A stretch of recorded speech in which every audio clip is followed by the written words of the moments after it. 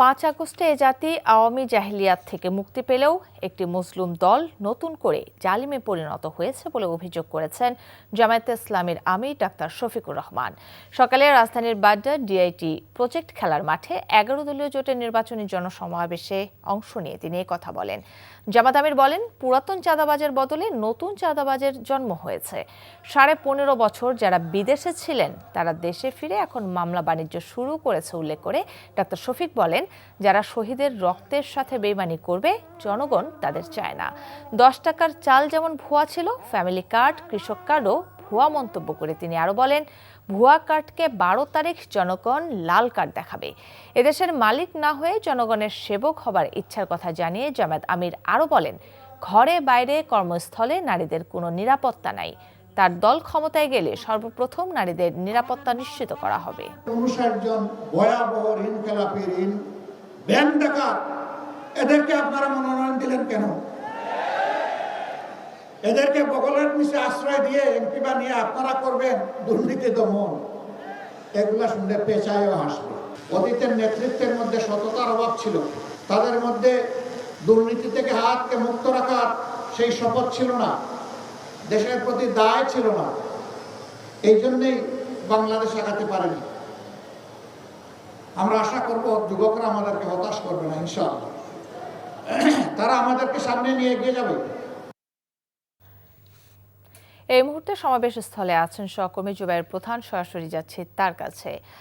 জুবাইর, সমাবেশ শেষ হলো, জামায়াত আমির কি বললেন এবং আজ তার পরবর্তী কর্মসূচি সম্পর্কে কি জানেন জানাবেন।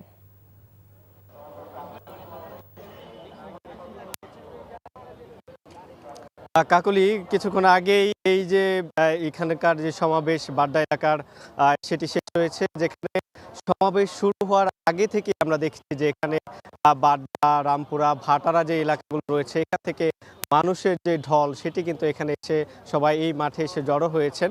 এখানে জামাত আমির প্রধান অতিথি হিসেবে ছিলেন। এটি ঢাকা 11 আসন। এখানে এনসিপির আহ্বায়ক নাহিদ ইসলাম তিনি আসলে এখানে 11 দলীয় জোটের পক্ষ থেকে তিনি প্রতিদ্বন্দ্বিতা করছেন।